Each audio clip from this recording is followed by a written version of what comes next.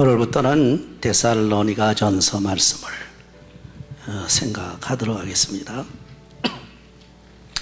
바울 사도가 그 데살로니가 교회에 쓴 편지 중에서 아주 눈에 띄는 그러한 키워드들이 몇 개가 있습니다. 그 중에 5장에 보면 항상 기뻐하라, 쉬지 말고 기도하라, 범사에 감사하라. 이 말씀이 오늘 1장에 나와 있는 말씀하고 일맥상통하는 그런 내용입니다. 그래서 항상 감사하는 생활을 하라는 거죠. 우리가 행복하다, 행복하지 않다, 그 사람의 표준이 뭡니까? 대개 내용은 어떨는지 모르지만 겉으로는 그 사람이 항상 기뻐하고 감사하는 걸 보면 저 사람은 행복한 사람이다 이렇게 생각을 합니다. 그러나 그렇지 않고 맨날 뭔가 짜증이 나고 불평불만이 나고 뭔가 이렇게 감사가 없는 사람들은 행복하다고 볼 수가 없다. 그런 것이 외적으로 나타나는 표현입니다. 근데 여기에 하나님께서 우리에게 주시는 말씀 중에서 가장 중요한 것 중에 하나가 이 감사라는 것, thanks죠. 감사라는 것. 항상 감사하는 자가 되라는 겁니다. 그러면 그전부터 아무것도 없이, 아무런 이유도 없이 감사해야 됩니까? 그냥 입술로만 감사합니다, 감사합니다 그게 됩니까? 뭔가 감사할 이유가 있기 때문에 감사하라는 거 아니냐 그 얘기죠. 물론 세상 사람들은요, 인간관계로 전부 이루어지기 때문에 어떤 사람이 나를 도와줬다 그러면 감사할 이유가 생깁니다. 그렇죠? 어떤 사람이 나에게 또한 좋은 비즈니스를 허락해 줬다든지 직장을 허락해 줬다, 감사할 이유가 생기는 거예요. 어떤 사람이 나의 어려울 때 정말 돈으로 도와줬다, 감사할 일이죠. 세상 사람들이 감사할 일들은 한마디로 말해서 인간관계입니다. 그렇죠? 사람과 사람 사이에서 발생하는 그러한 감사예요. 그럴 수밖에 없는 것이, 세상 사람들은 전부 앞에 보이는 것이 사람밖에는 안 보입니다. 그렇죠? 이 위를 쳐다봐야 하늘에 뭐가 있는지, 쉽게 말하면 눈을 감고 영적으로 생각을 해봐야, 명상을 하고 자기 인생을 한번 돌이켜 봐야 나에게 이렇게 존재케 하시고 나를 이렇게 살게 하시고 먹여주시고 입혀주시고 건강해 주시고 이런 분이 계시다 할 때는 그분에 대해서 감사를 하게 되는 거죠. 그러나 불신자들은 상대가 사람입니다. 그래서 인간관계에서 자기가 조금 유익을 봤다, 또 다른 사람들에게 덕을 입었다, 이럴 때는 감사하게 되는데, 그런 감사는 인간에게 하는 감사인데 이런 감사는 항상 감사가 되질 않습니다. 이런 감사는 내가 기분이 좋을 때만 감사가 돼요. 또 내가 상대방이 내게 좋게 해줄 때만 감사가 돼요. 나에게 도와줄 때만 감사하게 됩니다. 또 그 사람이 나에게 유익하게 해주고 나를 기쁘게 해줄 때만 감사가 돼요. 그렇자고 만약에 상대방이 나와 무관한다든지 아니면 다른 사람이 나에게 오히려 도와주는 게 아니라 나에게 오히려 손해를 끼친다 할 때 감사가 나옵니까? 이런 어려운 때는 감사가 안 나온단 말이에요. 이게 대인관계 감사입니다. 그래서 인간적으로 대인관계 속에서 일어나는 감사는 상대적이라 그런 얘기, 조건적이라 그런 얘기. 누구든지 내게 잘해주면 감사합니다 그럽니다. 누구든지 나를 도와주면 고맙습니다 그럽니다. 그렇죠? 그럼 나를 도와주지 아니하는 사람한테 가가지고서 참 감사합니다 그러겠어요? 아무런 관계 없는 사람한테 가서 감사합니다 그래 보세요. 좀 미친 사람이라고 한다고. 그렇죠? 또 나에게 오히려 손해를 끼쳐주는 사람들에게 가서 감사합니다 그 말이 나옵니까? 뺨을 때리는 사람 앞에 감사합니다 그럽니까? 만약에 그렇게 할 수 있는 사람이란 둘 중에 하나입니다. 하나는 천치바보거나 또 하나는 뭡니까? 정말 성자거나 둘 중에 하나예요. 그렇지요? 둘 중. 제가 요가제 우리 목사님들하고 이렇게 토론하는 중에 생각이 나서 말씀을 드리는데, 누구라고는 제가 말씀을 안 드립니다. 그분을 말씀드린 그분에게 인격적으로 못 오기 되기 쉬우니까 살아계시는지를 몰라요. 한국의 유명한 그 학자 중에 트리오가 있습니다. 어느 교단에 트리오가 있어요. 세 분이 계세요. 전부 미국에 와서 또 딴 데 가서 공부한 그 학자인데, 그분들이 한국의 그때 당시 아주 석학들입니다. 그분 중에서 한 분을 제가 잘 알아요. 제가 같이 무슨 행사에도 참석을 했고 옛날에 그랬기 때문에 잘 압니다. 그분이 진짜 성자예요, 성자. 근데 그 와이프는 죄송합니다만은 악처로 소문이 나 있습니다. 근데 그분이 와이프, 다시 말하면 그 사모님이 그렇게 악처인데, 이게 사실 사모님이 원체 부자라 되어나서 그분이 전부 유학을 시켜준 거예요. 그래서 미국 와서 유학해가지고 훌륭한 학자가 됐는데, 그래 바로 그 학자 되시는 그분이 그렇게 학자인데도 불구하고 그분을 잘 이렇게 조화를 이루어서 살아가신단 말이에요. 그렇다면 둘 중에 하나 아닙니까? 하나는 조금 천치 바보든지 바보 천치든지, 아니면은 성자든지. 그런데 그분은 우리가 보통 평하기를 성자나 다름이 없다 그렇게 평합니다. 자, 여러분 아마 철학자 중에서 소크라테스 잘 아실 겁니다. 소크라테스라고 모르는 사람 없지요? 이분의 처가 악처입니다. 악처. 보통 악처가 아니에요. 어디 나갔다 들어오면 들어오자마자 문 열고 멱살부터 끄들기 시작을 합니다. 막 난리를 납니다. 그럴 때마다 막 그냥 흔들리고 막 쿵쿵거리니까, 이거 지진이 일어났나? 또 그 소크라테스가 해학이 있어가지고, 유머가 있어가지고, 그럽니다. 하루는 소크라테스가 이제 출근한다고 자기 집에서 나와서 단모퉁이를 이렇게 돌아가는데, 그 단모퉁이 2층 위에서 이 와이프가 물동이 한 동이를 가지고서 가가지고 그 자기 남편이 지나가는 그 머리에다 갖다 쏟아본 거예요. 그냥 쫙 쏟아보니까 물벼락을 맞아버렸던 겁니다. 이게 참, 여러분 보세요. 보통 사람 같으면 뭐 난리가 날 겁니다. 그렇죠?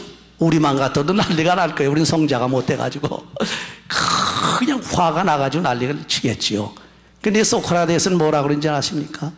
물을 탁탁 털어제끼면서, 시원하다. 이거 어떻게 날이 밝은데 이렇게 소낙비가 다 쏟아지는 거? 참 시원하다. 그리고 유유히 걸어가더라는 겁니다.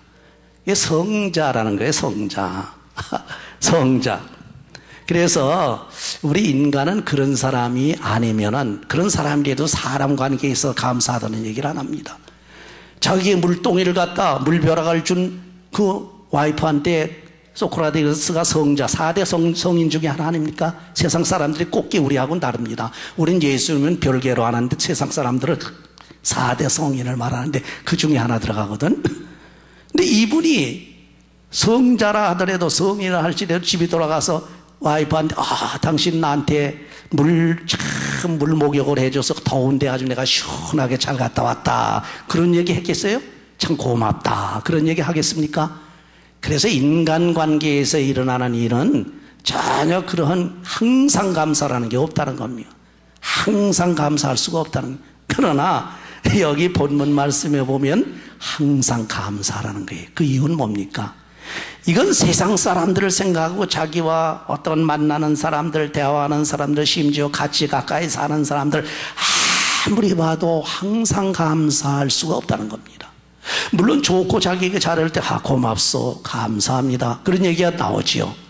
그러나 그렇지만은 않거든요. 자기 못하게 할 때가 있거든. 자기 손해를 끼쳐줄 때가 있거든요. 자기를 아주 그저 어려움에 빠뜨릴 때가 있거든. 그때 감사가 나옵니까? 안 나오거든. 그러나 여기서 우리 감사의 대상은 사람이 아니고 누굽니까?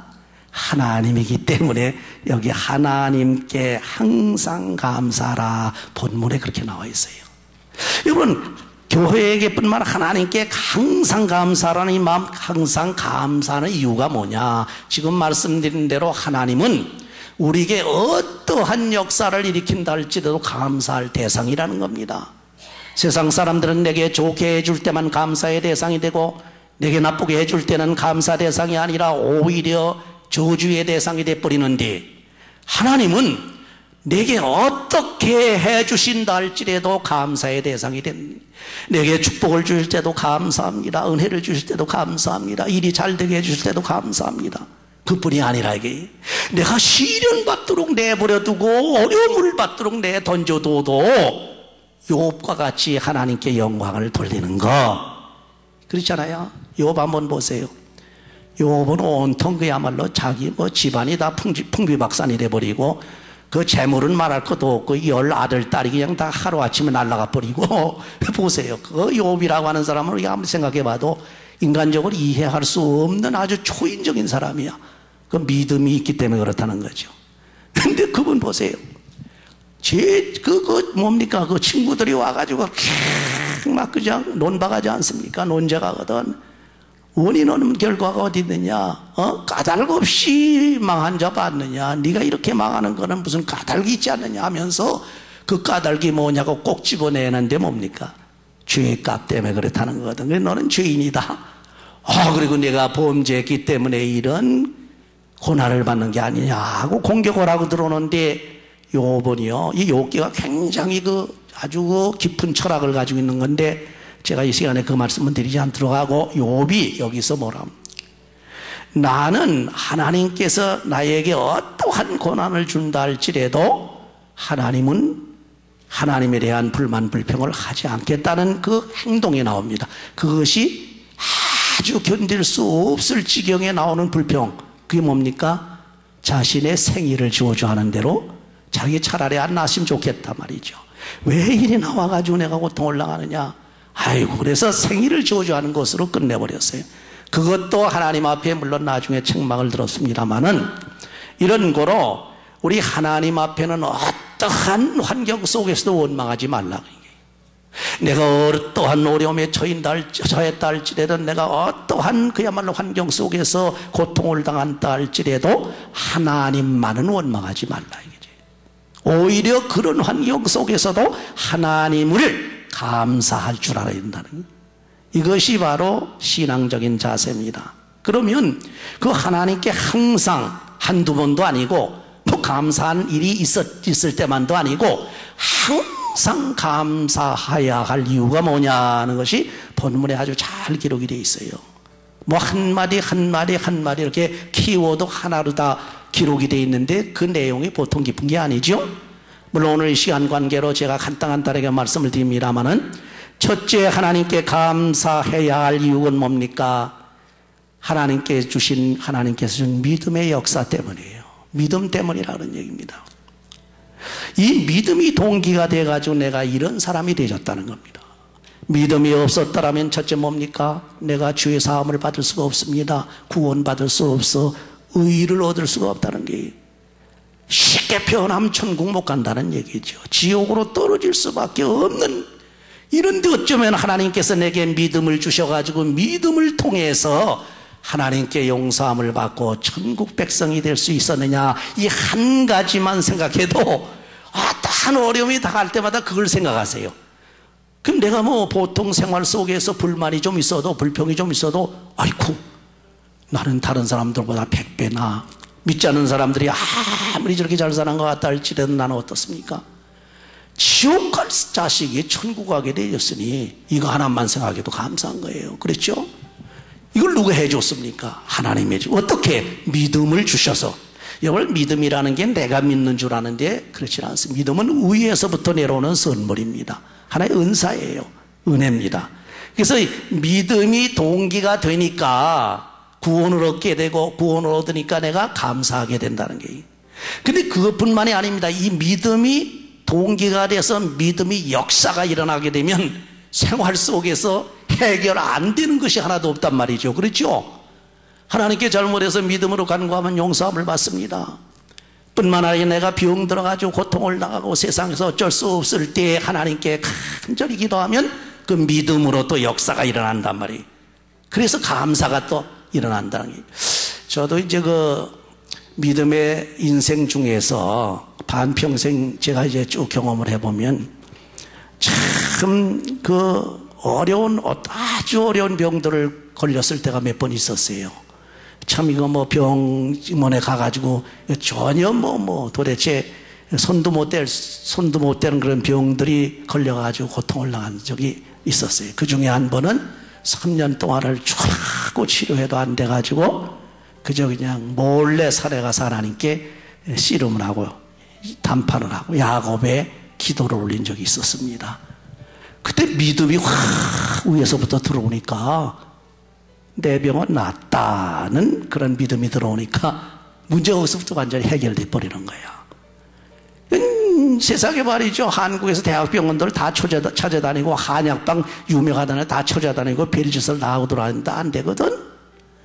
근데 하나님께서 몰아놓고 하더니만 이제는 어떻게 할 수가 없으니까 몰고 가는데 이제 기도원으로 쫓아보내더라고. 혼자 암한테 얘기도 않고 들어가서 하나님께 이제 기도를 한 거예요. 그때의 굴 속에서 하나님께 열심히 기도하고 목숨을 내놓고 기도하는 순간에 하나님께서 믿음을 확 넣어주시다는 게, 이 믿음에는 그래서 믿음은 내 건 줄 아는데 그렇지 않습니다. 믿음이 위에서부터 와야 돼. 내가 일으키는 믿음, 내가 가지는 믿음은 이건 역사가 일어나지 않습니다. 이거 가지고는 병 못 고쳐요. 이것 가지고는 구원 못 받습니다. 위에서부터 와야, 그리스도 예수 안에 있는 믿음이 내게 왔다는 거거든. 그 믿음이 싹 들어오니까, 속에서 믿음이 확 생기니까 뭐 아무런 걱정이 없어요. 그 순간적으로 해결이 되는데 내 병은 낫다 하는 게 순간적으로 해결이 되면서 내 입으로 고백이 되더라고. 그래서 그 아주 엄청난 불치의 병을 치료한 적이 있었습니다. 믿음을 가지세요. 여러분, 내 믿음이 아니고 위에서부터 오는 믿음이에요. 이 위에서부터는 믿음이 쑥 들어오게 되면 만사가 형통입니다. 그럼 그걸 어떻게 받습니까? 그 믿음 받으려면 내가 노력하려고 하는 건 노력 가지고만 안 됩니다. 뭐 어떤 사람은 그 믿음 받으려고 금식을 합니다. 또는 그 믿음 받으려고 또 그저 열심으로 기도로 작정 기도도 합니다. 서로 소리 지르면서 간구도 합니다. 물론 그것도 해야 되겠지요. 그러나 그 자체만 가지고는 안 돼. 그것을 넘어서는 순간에 오는 그 하나님께서 응답하시는 믿음이 있어요. 여러분, 그 엘리야가 응답받는 장면을 한번 보세요. 물론 엘리야가 가멜산산에서 응답받는 장면도 있지만 그것보다도 호렙산에 가서 굴 속에 들어가가지고 숨어 있다가 받는 장면을 한번 보세요. 거기에서 그냥 벌벌 떨고 있으니까, 왜? 아합을 피해서 죽지 않으려고 피가 도망가가지고 굴 속에 이렇게 은신해 있는데 마음이 굉장히 떨린단 말이에요. 그런데 우리 하나님이 거기 나타나시는 거예요. 나타나실 때문에 첫 번에 나타나시지 않습니까? 천둥 번개가 치고 온통 지진이 나고 막 바위가 굴르고 막 난리가 나지 않았습니까? 그래가지고 바람 속에도 하나님의 응답이 없고 막 천지가 진도하는데도 하나님의 음성이 안 들려, 응답이 없는 거예요. 그렇죠? 그 자체가 응답은 아닙니다. 근데 그게 다 끝나고 오는 그 다음에 오는 세미한 음성이 있거든. 그것이 하나님의 음성이에요. 그 뒤에 오는 거. 우리가 그 믿음, 그 음성으로 받아들인 믿음이 이제 누굽니까? 그 엘리야에게 쏙 들어오니까 거기서 담대함을 얻어가지고 나가서 왕도 세우고 이스라엘 막 심판도 하고 막 그러지 않습니까? 놀랍게 역사를 하거든. 그래서 믿음이 들어오면은 역사가 일어난다는 거예요. 그래서 이 믿음은 위력이 있다는 겁니다. 우리가 아무것도 못하고 발발 떠는 것은 믿음이 약해서 그래요. 믿음이 있으면 위력이 나타나는 겁니다.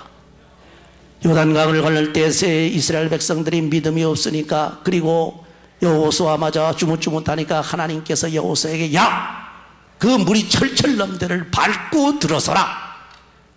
참 인간적으로 할 수 없는 일이거든. 그런데 그 믿음이 오니까 밟고 들어서는 순간에 요단강이 쫙 갈라졌단 말이에요. 여러분, 믿음이 와가지고 내가 행동하기 전에 역사가 일어나는 경우가 있고, 내게 행동적인 믿음이 있어요. 액티브한 그러한 페이스, 믿음이 있는데 내가 행동함과 액션을 취함과 동시에 역사가 일어나는 경우가 있습니다. 그게 이제 두 쪽이 하나인데 뭐냐면, 하나는 모세의 그런 역사가 그런 거예요. 하나님께서 갈라줘서 믿음을 주어가지고 갈라주니까 건너갔어요. 그렇죠? 그런데 여호수아는 그게 아니에요. 갈라지지 않았는데 너 믿음 가졌으니 그 믿음으로 밟고 들어서라 하니까 갈라진 겁니다. 이 하나는 이제 수동적인 믿음이고 하나는 능동적인 믿음인데 어쨌건 믿음이 들어오게 되면 여러분의 소원을 다 이룰 수 있다는 거예요. 어떠한 역사라도 이루어진다는 거. 이것이 바로 믿음의 역사니 이런 믿음의 역사를 인해서 감사하지 않을 수 없다. 그런 얘기입니다. 다음으로 우리가 감사할 이유는 뭡니까? 사랑의 수고 때문입니다. 사랑의 수고. 이 사랑이라고는 이것도 사람의 사랑이 아니고 하나님께서부터 주시는 사랑입니다. 이 사랑이 내 속에 들어오면 이 사랑이 가만히 있질 않습니다. 동력을 일으킨단 말이에요. 움직인단 말이에요. 여러분 하나님의 사랑을 마음속에 품은 사람은 가만히 있을 수가 없습니다. 불쌍한 사람 보면 도와주고 거지를 보면 도와주고 환자를 보면 붙들고서 또 기도해주고 치료해주고 말이죠. 어려워서 물에 빠진 사람이 있으면 그 물에 짠스 빠진 사람 자기가 희생될 줄도 모르고 그거 건져주고 이게 사랑의 동력이. 우리 마음속에 사랑이 있게 되면 사랑이 발동을 한단 말이에요. 사랑이 가만히 있질 않습니다. 그래서 여러분 세상에서도요 사랑이 많은 사람들은요 가만히 있질 않아요. 사람이 오면 뭘 자꾸 주려고 그래. 어려운 사람이 있으면 자꾸 도와주려고 그래. 이웃이 돈경에 처음 쫓아가서 다 모두 도와주고 그래. 그렇죠? 그 속에 사랑이 있었어요. 하물며 하나님의 사랑이 있게 되면은 그 사랑이 가만히 있지 않단 말이에요. 수고를 한단 말이에요. 다시 말하면 그 사랑이 움직여서 수고를 하고 노동을 일으킨다. 노동력을 일으킨단 말이에요. 그 사랑이 수고를 하게 되니까 사랑의 수고한 열매가 나타난단 말이에요. 그렇죠? 그 열매를 우리가 거둘 수 있습니다. 그래서 한번 해보세요. 하나님께서 믿음 줘서 감사하지 항상 하나님께 사랑 주셔서 감사하지요. 그 사랑으로 인해서 내가 이러한 결실을 맺으니 감사하지 않을 수 없다. 그 다음에 마지막 하나 또 중요한 게 하나 있죠. 뭡니까? 소망의 인내 때문에 감사한다 그랬습니다. 소망이라고는 여러분 소망이 없으면요 축 처집니다. 소망과 희망이 없는 사람은 착 까부러진단 말이에요. 그렇죠? 완전히 까부러져 가지고 이건 실망 낙심해서 축 처져 있어요. 그러나 소망이 넘치는 사람, 희망이 넘치는 사람은 어떻습니까? 이건 막 기쁨이 아주 마음속에 흥분이 일어나고 말이죠. 기대감이 일어나고 막 기쁨이 막 일어난다. 그래서 기쁨을 갖다 주는 이 소망이 있어야 돼. 세상에 소망 없는 사람, 여러분 세상을 이제 떠나는 사람들 한번 가만히 보세요. 저도 그런 사람들을 많이 임종을 했는데 교인들 중에 어떤 교인들은 소망을 가지고 가는 교인들은요 죽으면서도 아주 그냥 힘이 나요. 그리고 결국 얼굴이 환하게 돼가지고 죽어요. 근데 어떤 집은 제가 그 믿지 않는 사람인데 한편에서는 믿고 한쪽은 믿고 한 반대편 와이프가는 믿지 않아서 그것도 어쩔 수 없이 가야 되잖아요. 임종하러 갔거든요. 갔는데 보니까 그 양반은 완전히 새카맣게 돼가지고 까부러져 있어요. 또 이제 어떠한 그 소망을 볼 수가 없어요. 희망이 없어요. 그래서 희망과 소망이 없기 때문에 그렇다는 겁니다. 그래서 이 소망이 있지요. 여러분이 희망이 있지요. 그러게 되면 뭐가 생기는지 압니까?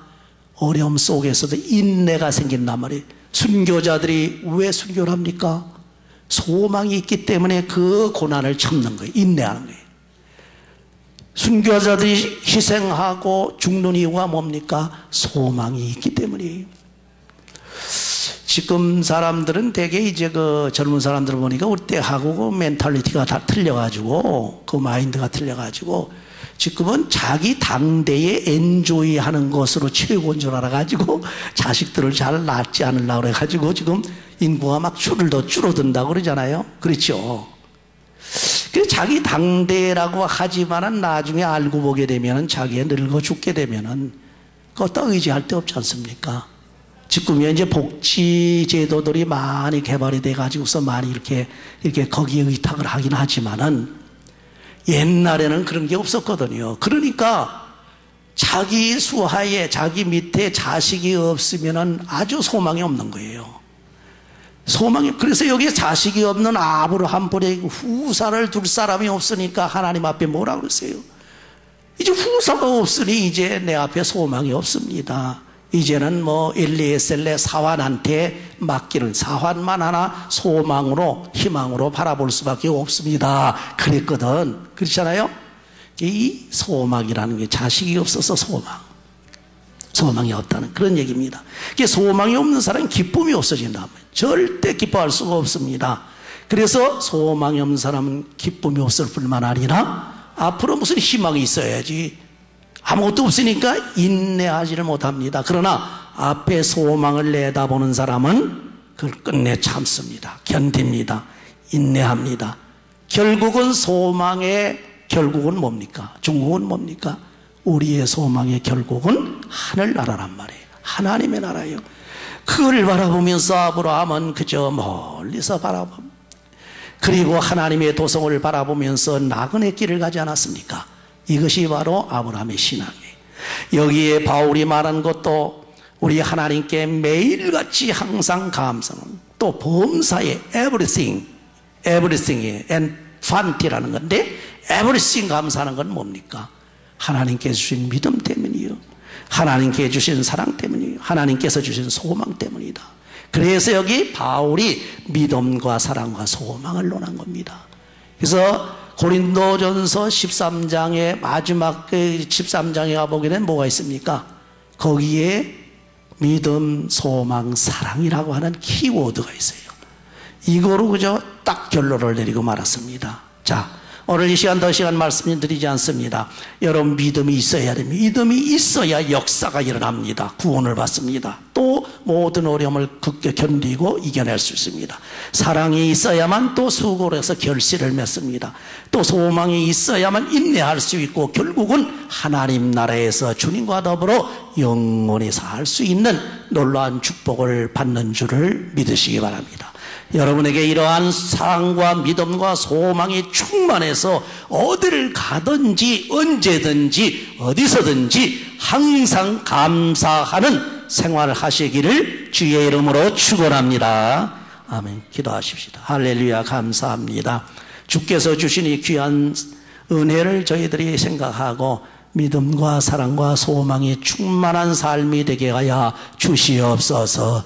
그래야 항상 하나님께 감사하는 생활을 할 수 있도록 주의 성령으로 도와주시기를 간절히 바라오며 우리 주 예수 그리스도의 이름으로 기도하옵나이다. 아멘.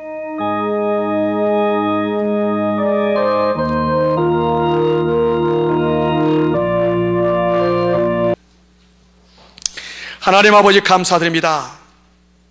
세상 끝으로 꽉 찼었던 우리들의 모습이 있었습니다. 아버지 하나님, 저주받아 마땅한 그러한 자들이 있었습니다. 그러나 예수님께서 이 땅에 종의 모습으로 오셔서 아버지는 그 저주의 십자가를 지심으로 우리를 구원하여 주시고 우리 안에도 하나님의 뜻이 들어가게 해주시고 우리 안에도 하나님의 나라와 하나님의 영광을 위하여 일할 수 있는 그런 거룩한 백성이 되게 해 주신 것을 감사드립니다. 아버지, 우리 안에는 이 주님 예수 그리스도의 영광과 예수 그리스도의 권세가 아버지 하나님 우리 안에 자리 잡게 하여 주시옵소서. 우리가 예수 앞에 무릎을 꿇게 하여 주시옵소서. 우리 거룩한 성도들 가정마다 아버지 사업터마다 다 지켜주시고 선한 길로 인도하여 주시옵소서. 예수 그리스도 이름으로 기도했습니다. 아멘.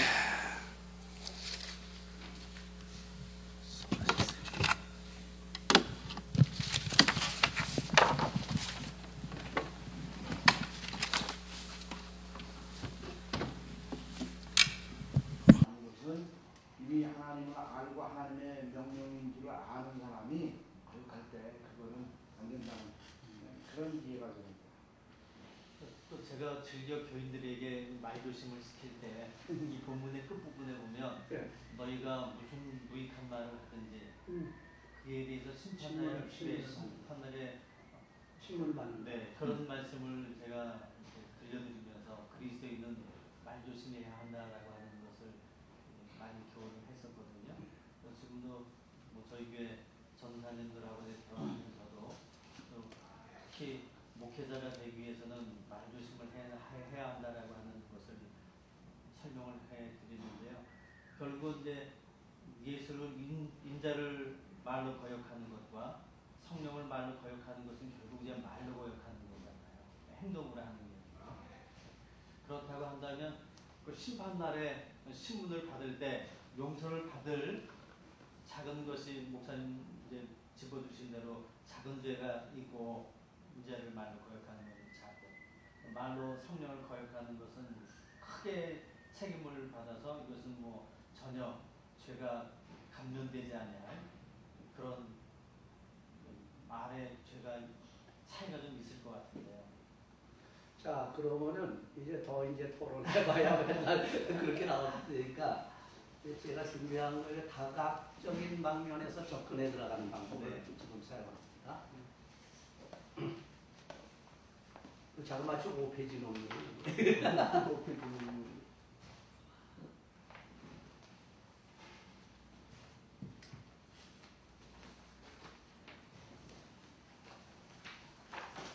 이거는 미리 짚어보지 마시고 차근차근 스텝 바이 스텝으로 이렇게 이해해 나갈 때 여기에 이제 답을 좀 찾을 수 있지 않겠나 생각합니다. 마태복음 12장 32절에 말로 인자를 거역하는 죄와 말로 성령을 거역하는 죄 어떻게 구분해 오는지요? 그 얘기입니다. 이게 목사님이 질문해 온 건데 우선 답변에서 서론을 한번 보시겠습니다. 결론부터 말씀드리자면 인자를 거역하는 죄는 회개가 가능한 죄로 아까 이제 호 목사님 조금 짚어주셨죠? 회개가 가능한 죄로 사망에 이르지 않는 죄이지만 성령을 거역하는 죄는 회개가 불가능한 사망에 이르는 죄입니다. 이게 요한일서 5장 16절부터 18절에 그 이상에 또 이게 언급되어 있어요. 그러니까 죄를 볼 때 회개가 가능한 죄와 회개가 불가능한 죄가 있다는 얘기죠. 이제 이렇게 놓고 출발해 봅시다. 그러므로 인자, 곧 예수죠. 인자를 거역하는 죄는 사함을 받을 수 있지만 성령을 거역하는 죄는 사함을 받을 수 없다는 뜻입니다. 성경에는 결과론적으로 이 두 가지 죄로 죄의 개념이 요약되어 있습니다. 그러면 인자를 거역하는 죄와 성령을 거역하는 죄가 무엇이 다르기에 인자를 거역하는 죄는 회개가 가능해서 사함을 받고 성령을 거역한 죄는 왜 회개가 불가능해서 사함을 받지 못하는가라는 문제입니다. 이 문제는 몇 가지 측면에서 우리가 접근해 들어가야 됩니다. 그래서 우선 죄에 대한 개념과 이 종류에 대해서 한번 우리 정리를 해놓고 그리고 들어가 봅시다. 성서적으로 볼 때 죄는 하나님을 거역하는 것입니다. 인간에 대한 불경뿐만 아니라 하나님을 향한 불경을 말합니다. 물론 인간에 대한 불경죄는 당연히 회개가 가능하고 용서를 받습니다. 하나님께 대한 불경에 있어서 하나님은 성부, 성자, 성령 등 삼위일체로 설명되는데 그러면 같은 하나님이신 성자를 거역하면 사함을 받을 수 있고 성령을 거역하면 왜 용서를 받을 수 없느냐라는 문제입니다. 이게 이제 문제 제기한 거죠. 2번 보시면 누구든지 죄를 회개하면 용서를 받습니다. 마가복음 3장 28절, 누가복음 12장 10절. 그러나 이 구절들 중에 어느 것도 회개에 대한 언급이 없다는 것이 문제입니다. 이 죄는 아주 무서운 죄로서 불경죄를 의미합니다. 그런데 성경은 이 불경죄가 때때로 넓은 의미로 사용되어 예수님께서 말씀하신 모든 죄, 이런 불경죄, 모든 죄는 사함을 받을 수 있지만 이라고 하신 말씀은 일반적인 의미로서의 죄를 말합니다. 헬라어로 이 불경죄는 무례하고 거만한 언사로서 하나님에게나 사람에게 일반적으로 사용되고 있어서 불명예, 폭언, 욕설 등의 의미를 가지고 있으나 에베소 4장 31절, 골로새서 3장 8절, 디모데전서 6장 3절 예수께서 외로 사용하신 성령을 거역하는 죄는 사함을 받지 못한다는 이 불경죄는 특수한 의미를 가지고 있습니다. 여기서 벌써 이제 조금씩 구별이 되지요. 즉 하나님이나 왕에 대한 도전적인 불경죄를 의미합니다. 쉽게 말하면 우리 고전에서 뭐라 그럽니까? 우리가 사극에서 영모죄지요. 영모죄를 말하는 거예요. 도전적인 불경죄를 의미합니다. 예를 들면 하나님을 저주하거나 의도적 범죄로서 역적이나 세속화로 인하여 하나님의 영광을 가로채는 죄들을 의미하는 것으로 이는 신성 모독죄에 해당이 됩니다.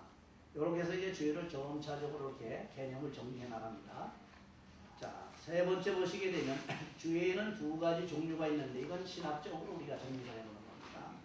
그 하나는 원죄라는 게 페카툼 오리지날레라고 하는 원죄와 다른 하나는 자범죄 페카툼 액츄알레 그러니까 자범죄 스스로 지은 죄죠. 원죄는 아담으로부터 유전받은 죄로서 이 죄로 인하여 영원한 멸망을 받게 되고 자범죄로 인해서 보응을 받게 되는 것입니다. 원죄와 자범죄 벌써 구분이 되지요. 원죄와 자범죄를 첫 번째 우리가 구분할 때는 원죄로 천국 가나 지옥 가나 결정이 되고 자범죄로는 절대 천국 지옥에 결정이 안 됩니다. 그거 가지고는. 그렇다고 하면은 지금 우리가 짓는 자범죄는 어떠냐 이거죠. 이거는 원죄와 떼어서 생각할 수는 없습니다. 원죄와 결부시켜서 생각해야 돼요. 그래서 원죄와 결부시켜 생각할 때 우리 믿는 사람들은 원죄를 해결받았습니까? 안 받았습니까? 주님의 십자가 달리심을 믿고 성령 받음으로 인해서 원죄 해결을 받았거든요. 그러면 우리 믿는 사람들이 짓는 자범죄는 원죄 뿌리가 해결이 됐기 때문에 자범죄는 해결가 가능한 죄가 되어버립니다. 그렇죠? 그러나 원죄가 해결되지 못한 불신자들 보세요. 그러면 이 자범죄라고 하는 원죄라는 뿌리에서 계속 뭐 가지, 이파랑치 막 열매가 맺어지는 거거든요. 그러니까 원죄 때문에 오는 이 불신자들의 자범죄는 원죄를 해결하지 못했기 때문에 그 자범죄는 원죄와 밀접한 관계를 가지고 있으면서 절대 자범죄는 원죄를 이어받은 죄이기 때문에 용서를 못 받는다는 얘기입니다. 그렇게 되면 불신자는 용서를 받지 못하고 우리 신자는 용서를 받는다. 이제 그런 결론이다. 그러니까 그게 다른 말로 얘기하면 율법과 은혜를 얘기하는 거 아니에요. 율법적인 죄는 우리가 사함받지만은 은혜를 거부하는 거는 그거는 사함받지 못하는 거예요. 물론 뭐 분리시켜서 설명할 수 있는데 나는 항상 조심하라는 게 율법과 은혜, 율법과 복음을 자꾸 이원론적으로 이렇게 설명을 하게 되면 이게 이제 개혁주의 입장이 못 되거든요. 진짜로 복음주의 입장이 못 되거든요. 아니 난 개념이 예. 그걸 이제 개념들이 가지고 있는 게 좀 이제 다르게 이해를 하는 사람들이 있는데 나는 율법과 은혜를 이걸 복음이라고 해요. 그럼 맞아요. 이게 복음이야. 네, 맞아요. 그럼 그러나 율법도 복음이라고 네, 해요. 복음이라고 할 때 율법이 제외된 게 아니고 그럼. 율법이 이루어진 게 복음이고 예. 또 율법이라고 할 때는 복음을 어떻게 보느냐. 율법의 결국은 복음이에요. 율법이 계속 그대로 완성이 되면 복음이 된다. 그렇죠? 그렇지. 네, 그렇기 때문에 띄워서 분리시켜서 얘기할 때 잘못하면 디스펜세이셔널리즘이 된다. 복음이라는 울타리 안에서 그걸 시구약을 자꾸 얘기하는 분리하듯이 이거는 이제 세대주의가 된다는 거예요. 그거 항상 조심해야 돼요. 나는 이제 여기 아주 훌륭한 분들도 가끔 설명할 때 보게 되면요. 제일 분명히 개혁주의라고 강하게 강조하면서 설명하는 걸 보게 되면 근본주의, 신근본주의더라고. 그와 같이 우리가 자기는 개혁주의라고 그러는데 그 설명은 목사님 설명은 이해해요. 우리 나이야. 왜냐하면 그걸 분리 안 시키니까. 동전의 양면을 우선 보고서 율법과 은혜를 그리고 목사님이 이쪽 하나를 설명하고 율법을 설명하고 그 다음에 이쪽 면에 있는 은혜를 설명하기 때문에 이해가 되죠. 그러나 이 은혜와 율법은 하나다. 이렇게 생각해서 복음이다. 그렇게 설명을 하기 때문에 이해가 되는 거예요. 그렇죠? 근데 그거 잘못하게 되면 완전히 이분법을 쓰게 되면 이게 세대주의가 되어버리기 때문에 문제가 크게 생긴다.